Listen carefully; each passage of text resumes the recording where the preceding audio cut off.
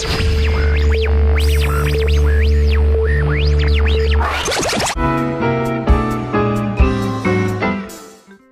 I'm sure you've all heard the phrase, you get what you pay for, and this is the case with Prismacolor Premier Colored Pencils. So these have been a favorite of mine for a long time. This is my 12 pencil set here, kind of the base model, I guess, if you will. On the back of the tin that it comes in, you can see what colored pencils are inside of the box. And this, I guess you might say, is the base model. Prismacolor is made by a company called Sanford out of Illinois in the United States. You get a listing of some of their other sets on the back, which of course go up in price. So we'll just open up this box, and this is what it looks like when they're brand new. You can see they come in this really nice tin to protect the pencils and to store them. A couple of other things inside of there. This thing's kind of neat. This has a listing of all the different colors, the name of the color, and so you can see Prismacolor has probably the largest variety of colored pencils out there. So, and you can buy them as single pencils as well if you don't buy them in a set. So the pencils come like this, and they're somewhat sharpened. You can tell a machine has sharpened them.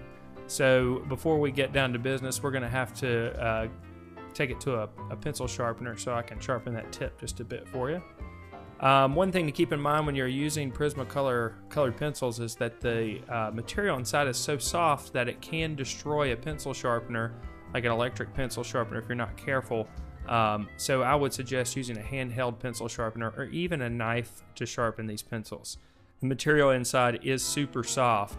So you can sharpen it to a sharp tip if you want to get some really precise lines. As you can see, they are just a bit on the paper. Now, when you first use these pencils, you're going to be amazed at how soft they are. Like with a graphite drawing pencil, you know, you've got B pencils.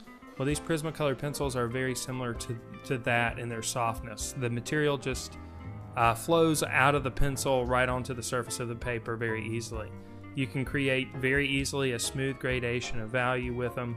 And the great thing about these colored pencils is that it's very easy to layer colors on top of each other. And if you know anything about using colored pencils correctly, you really have to layer colors in order to get that painterly look that can be achieved when using colored pencils properly. Some of the cheaper brands, it's hard to get that gradation of value and really build it to a creamy consistency on the surface of the paper. With the Prismacolor, that's not a problem at all because you're able to build up the values and layer of color very quickly and get some depth in your color. So let's put these things into action. And I think what I'm going to start doing here is with my product reviews, just to kind of keep things pretty neutral. I'm going to do an apple each time. I guess you could call it an apple a day, although I'm not going to be posting a product review every day. But anyway, we're going to get started here with a dark brown, which is included in the 12 pencil set that I mentioned before. And I'm just going to start kind of creating an underpainting, and this is the way I approach doing colored pencil drawing anyway. Some people like to kind of fill in the local color first and build that up and then do the highlights and shadows. I like to put somewhat of an underpainting in first, then go on with the local color. As you can see, I'm starting to build up some of that red on top of the brown that I already put in. And the texture of the paper is showing up. Like I said, these pencils are super soft. And when you're doing colored pencil drawing, you have to keep in mind that you're layering the colors. And it's a process that takes a long period of time to do correctly. You can't just sit down and knock something out in a matter of moments. In fact, the drawing you're watching took me about an hour to complete. And it was a quick drawing. So you can imagine when you're doing a real finished work of artwork with Prismacolor pencils that it's going to take you a while to do it correctly. So you have to be very patient when you're working with them and build up the color. And you'll see what I'm talking about in just a few minutes when this drawing gets a little bit more developed. You might see periodically I'm going on top with a white, and what I'm trying to do is really stick to the set that we're talking about here, that 12 pencil set, kind of the starter set. I'm using that white to burnish colors together. Since the Prismacolor pencils are so creamy in their consistency and the wax is so fluid, you can actually mix the colors together by using other colored pencils, and for this demonstration I'm using white. They also make a colorless blender, which is just the Prismacolor wax, and you can kind of spread the color around with that. But like I said, for this demonstration I'm using white. So every once in a while I'll burnish with some white, and this is going to be my third application of dark brown over the top of the red. So I started with the dark brown, I put the red down, now I'm going back with dark brown. So again, like I said, layer after layer after layer.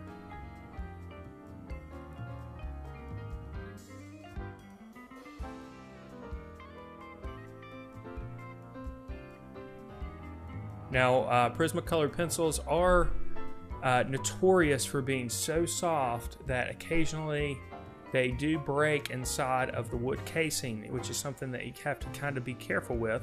And when that happens, then it's really hard to sharpen the pencil without the lead breaking off. And I've heard a lot of people complain about that in the past, and it does happen to me periodically. I kind of look at that as a trade-off. The quality of the pencil is so far beyond that of many of the other manufacturers that that's the only drawback I can really find to Prismacolors. That, and of course the price. Prismacolor pencils are considerably more expensive. You know, a set of 12 is going to set you back about $20.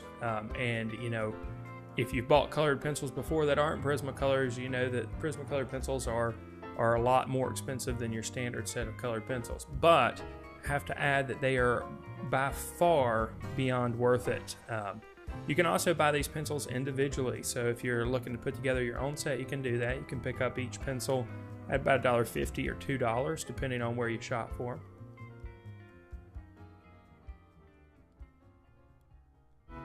So here again, I'm burnishing as I go, and when you work with these colored pencils and you build up a layer that's waxy, you can go back over it with a sharper Prismacolor pencil and really get some really good details, solid details here and there. As you can see, I'm putting those details in, and with each layer the apple's looking more and more realistic.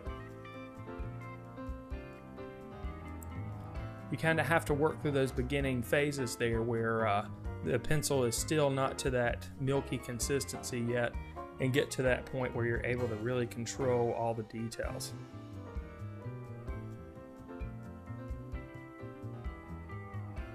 I tell you what, when you get to this stage of the drawing, we've really built up your layers with the Prismacolors. It is really rewarding, and it makes the whole drawing experience worth it. Now, one thing to note is you can erase these pencils. It's going to take a heavy-duty eraser like a vinyl or plastic eraser, which is what I'm doing here. There's still going to be some trace of the colored pencil left on the surface, but overall erases pretty well.